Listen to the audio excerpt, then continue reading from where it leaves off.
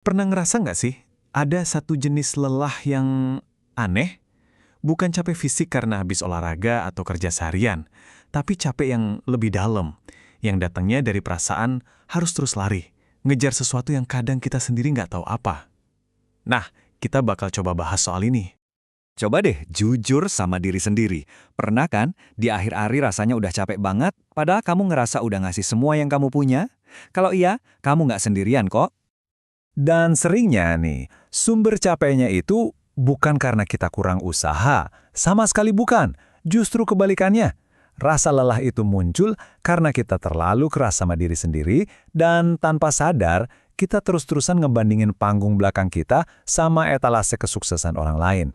Oke, sekarang ayo kita bedah akar masalahnya. Sesuatu yang bisa kita sebut jebakan produktivitas modern.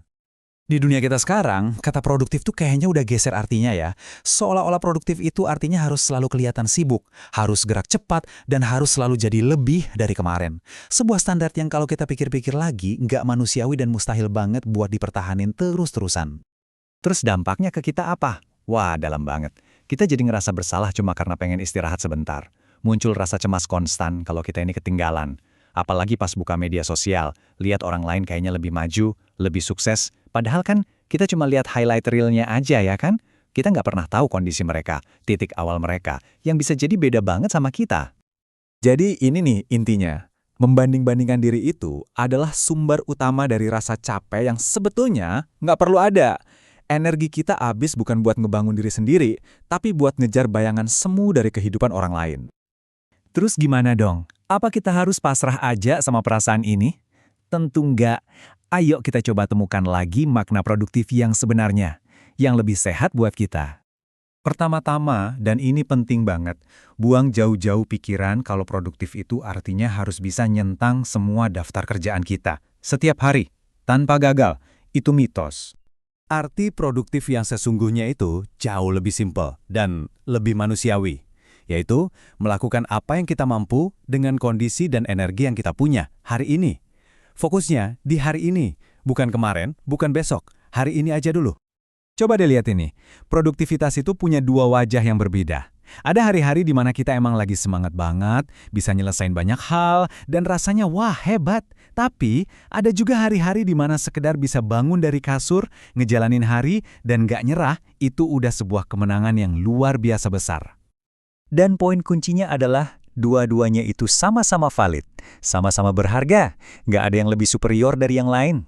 Makanya, ayo kita coba ubah cara kita mandang istirahat. Berhenti sejenak itu bukan berarti kita mundur atau kalah. Justru itu sinyal dari tubuh dan pikiran kita yang lagi minta, tolong, rawat aku, dengerin aku sebentar. Nah, sekarang kita sampai di bagian paling penting. Gimana caranya kita bisa mulai menemukan dan berjalan dengan ritme kita sendiri. Coba lihat ini deh. Hidup itu bukan lomba lari yang lintasannya sama buat semua orang. Setiap kita punya timeline-nya sendiri-sendiri. Ada yang lagi di fase berlari kencang, ada yang lagi santai berjalan, bahkan ada juga yang lagi berjuang untuk belajar berdiri lagi setelah jatuh. Dan gak ada satupun dari fase itu yang salah. Kita sering banget kan nyiksa diri sendiri pakai pertanyaan ini. Kenapa ya aku belum kayak dia? Kok aku masih di sini-sini aja? Ini pertanyaan jebakan yang gak akan pernah ada jawaban yang memuaskan. Gimana kalau pertanyaan tadi kita ganti jadi yang ini? Hari ini, apa sih yang sebenarnya aku butuhin? Fokusnya langsung pindah dari luar ke dalam. Dari membandingkan, jadi merawat diri. Jawabannya bisa jadi sederhana. Mungkin cuma butuh istirahat, atau mungkin cuma butuh sedikit baik sama diri sendiri. Sekarang, coba tanamkan ini dalam pikiranmu. Pelan itu bukan berarti gagal. Punya jalan yang berbeda itu bukan berarti salah. Dan ini yang paling penting, buang jauh-jauh rasa takut terbesarmu, kamu tidak tertinggal. Kamu cuma lagi berjalan dengan ritmemu sendiri. Dan hal itu benar-benar nggak apa-apa. Sepenuhnya.